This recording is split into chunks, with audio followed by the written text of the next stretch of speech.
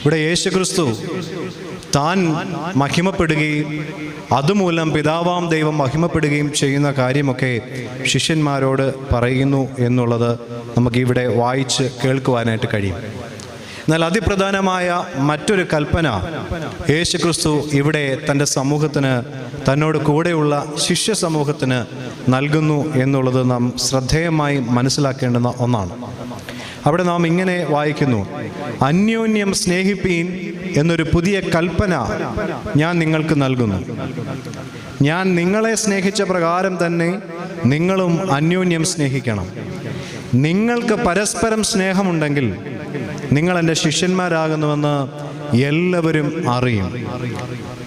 അത്രയും പറഞ്ഞിട്ട് യേശുക്രിസ്തു തൻ്റെ പ്രധാനപ്പെട്ട കൽപ്പന അവിടെ അവസാനിപ്പിക്കുക.